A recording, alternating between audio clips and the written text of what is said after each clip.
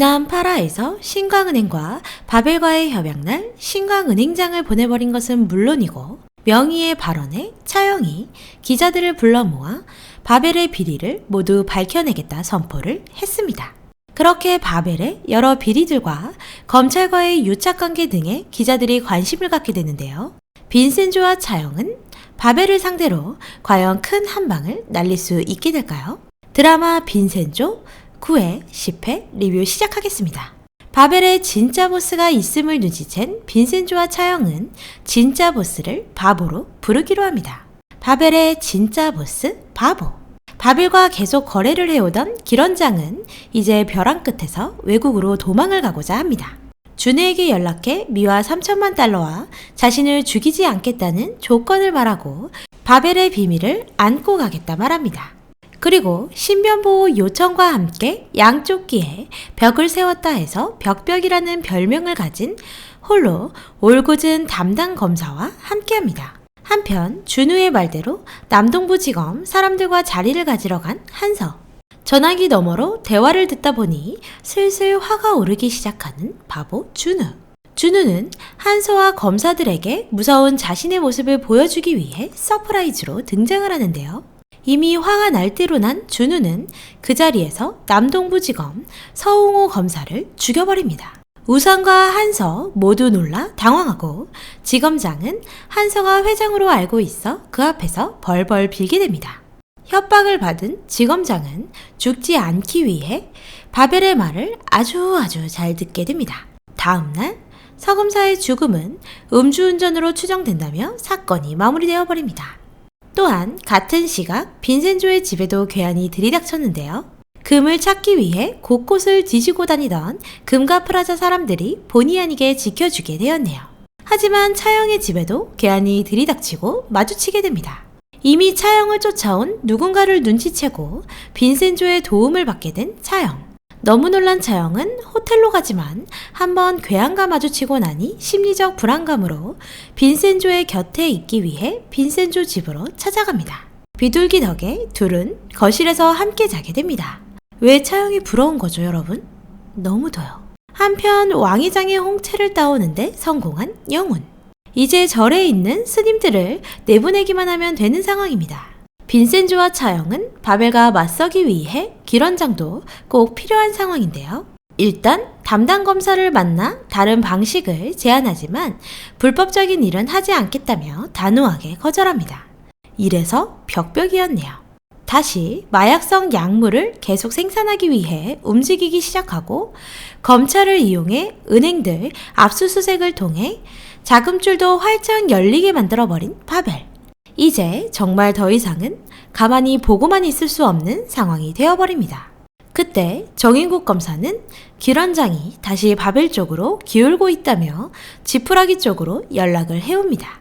빈센조와 차영의 방법으로 진행해 보겠다고 말하고 세 사람은 늦은 밤 길원장이 숨어 지내던 집으로 향하는데요. 그 안에는 이미 누군가 침입해 길원장을 죽여버린 후였습니다. 그리고 이어서 지난해에서 빈센조와 차영을 도와줬던 바벨화와 피해자 쪽 사람들의 문자를 받게 되는 두 사람. 유서와 비슷한 문자를 받고 놀라 달려갔는데 여행을 간다고 행복해했던 사람들이 모두 자살을 한 것처럼 꾸며져 있었습니다. 바벨의 무서운 행동에 충격을 심하게 받게 된 차영. 피해자 측 사람들과 길원장 모두를 죽여버린 건 바로 바벨의 진짜 보스 바보 준우와 그의 동생 한서였습니다. 빈센조와 차영은 선을 넘는 바벨의 행동에 눈빛이 바뀌며 새로운 결심을 하게 되는데요. 모두에게 변호사가 필요한 것이 아니란 걸 알게 된 두 사람은 우상과 연락을 주고받았던 형사들을 납치해 협박을 시작합니다. 자살이 아닌 수사 기록을 제출하고 사직서를 내라며 의자를 밀쳐 죽이려고 협박하는 두 사람. 확실히 방법이 화끈해졌네요. 한편 지금 금가 프라자의 사람들을 당장 몰아내야 하는데 움직이지 않고 있는 빈센조의 조급함을 보이는 영훈. 무언가 저 눈빛에서 이상함이 느껴지는데요. 배신이라도 하려는 걸까요? 빈센조는 자신이 알아서 하겠다며 기다려달라고 말하지만 영훈은 결국 거역하고 불법 사찰 신고를 해버립니다. 처음에도 팔아버리더니 바벨 사람인 거 아니냐고요, 이 정도면. 준우는 다른 일은 어느 정도 마무리가 되었으니 금가 프라자 철거를 준비하라고 말하는데요. 이번엔 제대로 된 용역을 사용하려고 합니다. 그런 준우를 밝혀야 하는 것이 가장 중요한 빈센조와 차영은 바벨과 우상 관계자들을 풍자하는 유튜브 영상을 찍어 조롱을 시작합니다. 하지만 진짜 회장인 자신을 불러내려 한다는 것을 눈치챈 준우. 별일 아닌 듯 뉴스만 막았지만 준우를 제외한 우상 대표 한승혁과 최명희 그리고 한서에게 빈센조는 마지막 경고를 날려버립니다. 죽이기 직전 경고의 의미로 남기는 이니셜 C. 조롱을 했으니 이제 겁을 주기 위해 남긴 것인데요. 까사노 패밀리의 이니셜 C는 상대를 죽이기 직전 남기는 증표와도 같은 것이었네요. 그리고 준우도 정보원으로부터 빈센조가 사실은 마피아 콘실리엘이라는 것을 알게 되고 이니셜 C의 의미도 파악하게 됩니다. 자신들이 죽기 전 빈센조를 먼저 죽여야 한다는 준우.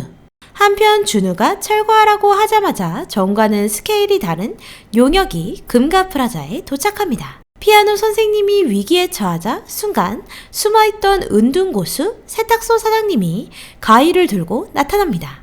지난 회에서는 철욱이 힘을 보여주더니 이번엔 홍씨까지. 금가 프라자가 더 숨겨진 마피아 같은 건 기분 탓이겠죠?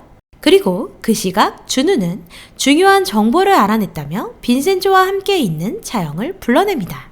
차영은 빨리 말하라며 재촉을 하지만 사실은 없다며 허탈하게 만드는데 그 순간 빈센조 변호사님이 위험한 것 같다는 주성의 연락을 받게 됩니다. 빈센조는 위험할 수 있으니 차영을 따돌리고 킬러를 유인하러 굴다리로 갔는데요.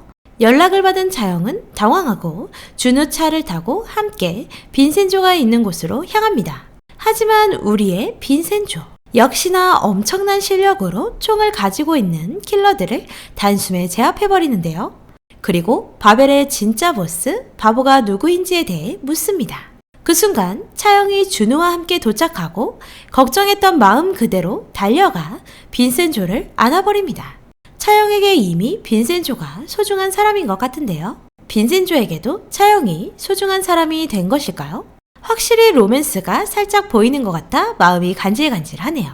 빈센조는 차영에게 바벨의 진짜 보스를 알아냈다며 같이 달려온 준우를 향해 무서운 눈빛을 보냅니다. 이제 준우가 실질적 보스임을 알게 된 두 사람. 과연 준우는 이 상황에서 어떤 반응을 보일지 기대가 됩니다. 웃으며 사람 죽이는 준우는 사이코패스니까요. 준우의 정체를 알게 된 빈센조와 차영. 적이 조련한 사냥개 한서를 이용해 준우를 자극하는 빈센조의 모습을 기대해보며 이만 마치도록 하겠습니다. 앞으로 바벨과의 전쟁을 어떻게 치르게 될지 다음 주 10일에 12회 리뷰로 다시 찾아뵙겠습니다. 오늘도 재미있게 보셨다면 좋아요, 구독 부탁드립니다.